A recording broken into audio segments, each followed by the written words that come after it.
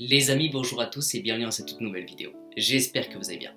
Oui les amis, je sais, je suis complètement en retard par rapport à ce match juste incroyable du PSG qui a juste humilié le Maccabi.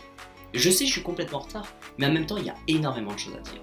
Les amis, vous l'aurez compris, bienvenue dans ce débrief de PSG contre le Maccabi, ce match juste incroyable, 8-2 à domicile. Les amis, on se voit directement juste après l'introduction. Je compte sur vous pour un maximum de pouces vers le haut. C'est parti.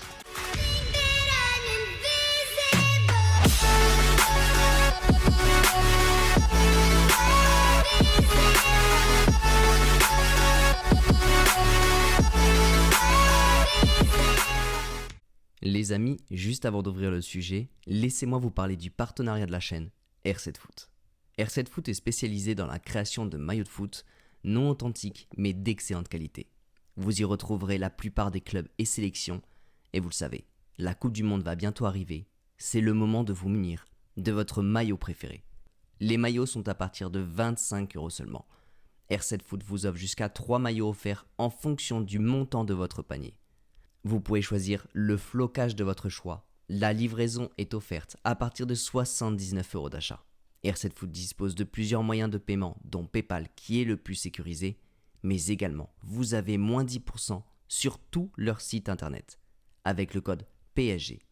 Vous retrouverez absolument toutes les informations directement en description.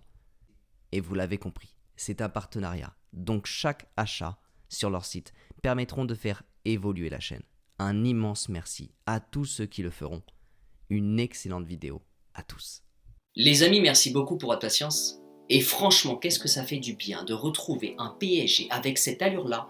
Et justement après toutes les polémiques qu'il y a eu. On a passé justement des semaines à entendre parler de Kylian Mbappé. On a passé des semaines à voir la presse qui parle du PSG, justement dans le mauvais sens. Et justement, on avait des doutes, on avait des questions sur ce qui allait se passer durant ce match de la Ligue des Champions. Mais on avait des doutes également sur la qualité de jeu, le fond de jeu, la manière justement dont joue le PSG. On n'avait aucun doute sur la sortie de ce match. On avait des certitudes quasiment sur la victoire du PSG. Mais est-ce que le PSG serait à la hauteur? Est-ce que le PSG en 4-3-3 allait aller chercher une victoire aussi incroyable? Car vous le savez, je vous en ai déjà parlé. Le combat entre le Benfica, qui est actuellement deuxième du classement, et justement le PSG, premier du classement, vous le saviez que le combat serait complètement indirect. Celui qui gagnerait le plus de fois, avec le nombre le plus important de buts, donc du coup le goal average, celui qui marquerait le plus de buts serait justement le premier du classement. Et franchement, après ce match-là, après tout ce que j'ai vu durant ce match, je suis tellement satisfait de l'image du PSG actuellement. Et c'est pour ça que justement dans cette vidéo, on va parler de deux choses différentes. Déjà, la première chose, c'est le milieu sans Verratti. Parce qu'à la base, Verratti, c'est le patron du milieu de terrain. Et en seconde partie de vidéo, bien sûr, on va parler justement de cette MNM qui clairement avait faim ce soir-là. Et bien sûr, à la fin de la vidéo, je vous donnerai directement mon top player de la soirée. Mais commençons directement par ce milieu qui a été juste sensationnel. Mais bien sûr avec l'absence de Verratti. Franchement, je vais pas vous cacher, avant que le match démarre, on savait que Verratti ne serait pas là. On savait justement que Vitinha est exceptionnel en ce moment, que Fabian Ruiz est en pleine montée actuellement. Mais on avait des doutes sur Renato Sanchez. Et justement, dès le début du match, Renato Sanchez, alors il n'a pas été un flamboyant, il n'a pas été incroyable, mais il y a quelque chose qui est ultra important, c'est qu'il n'a pas fait d'erreur. Regardez juste ce qui se passe sur le premier but de Neymar. C'est Renato Sanchez qui récupère le ballon et qui lance directement une contre-attaque. Donc en gros, à propos de Renato Sanchez, forcément il n'est pas au niveau de Vitinha. Mais Renato Sanchez est en train de monter en puissance, et surtout durant ce match-là, il a fait un jeu propre. Alors je sais, j'en parle justement beaucoup dans mes vidéos, mais justement il y a des grosses questions par rapport à la défense à 3 ou défense à 4. Aujourd'hui, ce qui m'a impressionné durant ce match, c'est que vraiment beaucoup de choses se sont faites grâce au milieu de terrain. Le milieu de terrain est actuellement la clé du succès au Paris Saint-Germain. Parce qu'on sait de notre côté justement la défense, on a quelques doutes. On attend du renfort justement durant le prochain mercato, mais aujourd'hui le milieu de terrain, il permet à la défense d'être complètement hermétique. Regardez durant ce match, regardez les actions. Vous allez voir que le milieu de terrain fait énormément d'allers-retours. En fait, ils ont 3 actions, notre milieu de terrain. La première, bien sûr, c'est la création de jeu. Ils sont à l'origine, justement, du relais entre la défense et bien sûr retrouver Messi pour créer des actions très rapidement. Mais durant ce match, ils ont fait des allers-retours, justement, vers l'attaque pour remonter le ballon Mais surtout, ils ont apporté tellement de soutien en défense. Comme je vous l'ai dit justement, Renato Sanchez, très bas, arrive à récupérer un ballon pour lancer directement une contre-attaque. Vous êtes au courant du nombre de récupérations que produit Vitinha durant les matchs, du nombre d'interceptions qu'il arrive à récupérer. Vous savez également que Fabian Ruiz apporte énormément de soutien dans le couloir droit pour Hakimi. Mais ça, ce n'est que la défense. Dans la création de jeu, vous avez sûrement dû le remarquer, mais le nombre de fois où Lionel Messi a fait des 1-2 avec Fabian Ruiz, justement, pour créer de l'espace dans la défense justement de l'adversaire, mais surtout en attaque. Rappelez-vous déjà de l'avant-dernier but, c'est Carlos Soler qui le met. Mais rappelez-vous également de la frappe de Fabian Ruiz. À quel moment justement Fabian Ruiz arrive à se retrouver à la place de Hakimi durant une contre-attaque? En fait, ça vous prouve tout simplement que vraiment ce milieu de terrain est un essuie-glace actuellement dans la composition du PSG. Ils permettent le renfort en défense, en attaque, et ils permettent une création de jeu tout simplement incroyable. Et vraiment à souligner, normalement jouer un match sans Verratti, durant la Ligue des Champions, on voyait que justement Verratti était une clé essentielle au sein du PSG. Mais franchement aujourd'hui, quand vous voyez le milieu de terrain qu'on a eu durant ce match-là, sans justement Verratti, franchement on peut être clairement satisfait du visage du PSG durant ce match-là. Bon, la deuxième chose, ça va être la MNM. Et franchement, la MNM, on avait le stress. On se disait justement, mais qu'est-ce qui va se passer? Est-ce qu'il va y avoir assez de passes décisives venant de Mbappé, ou justement assez de passes décisives vers Mbappé, ou tout simplement Mbappé, est-ce qu'il va être catégorique devant les buts?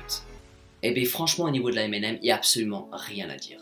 Bon, déjà que vous ayez vu le match en direct ou tout simplement des replays du match, vous les avez aperçus les sourires. Vous avez aperçu tout simplement les accolades entre Lionel Messi et bien sûr Neymar et Kylian Mbappé. Vous avez vu les visages sur les sourires. Et franchement, ça fait du bien.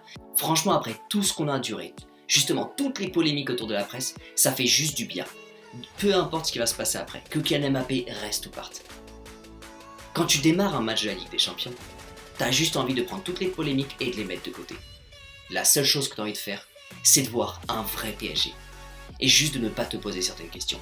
Et ce soir-là, la MNM était présente. La MNM a joué complètement ensemble. Et justement, il y a une occasion qui prouve tellement que la MNM a mis tous les problèmes de côté.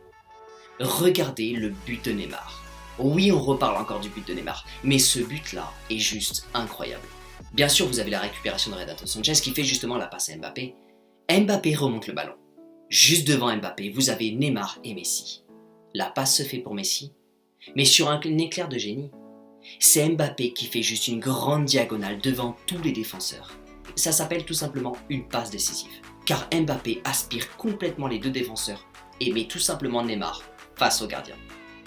Mbappé ne peut faire pas ça pour rien, il sait exactement ce qu'il fait. Il fait tout simplement un geste décisif pour son ami Neymar. Bon, bien sûr, je ne vais pas parler non plus de tous les buts parce qu'il y en a eu 8 et ça prendrait 1h30. Mais tout ça pour dire que ça fait vraiment du bien de retrouver ce genre de match, ce genre de sourire, ce genre tout simplement d'attitude sur le terrain.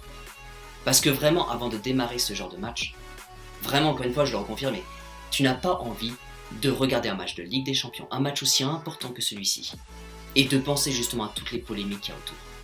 Et vraiment le fait de valider un milieu de terrain sans Verratti, c'est un grand pas vers l'avant que fait le PSG. Bon, maintenant je vais vous donner le top player de la soirée. Pour moi il y en a un seul. C'est tout simplement le PSG. Pour moi, durant ce match-là, tout le monde a bien joué. Pour moi, durant ce match-là, oui, bien sûr, il y a eu un doublé de la part de Lionel Messi, un doublé de la part de Kylian Mbappé, des passes décisives également. Donc oui, forcément, on pourrait retenir soit Mbappé, soit Neymar, soit Lionel Messi. Ça serait facile. Mais je trouve que sur un match comme ça, avec une équipe aussi collective et concentrée que ce match contre le Maccabi, pour moi, il est important justement de mettre tout simplement tous les joueurs du PSG dans le même sac et tout simplement les mettre en valeur. Parce que le PSG le savait. Et pour moi, ça ressouligne complètement l'attitude qu'ils ont eue.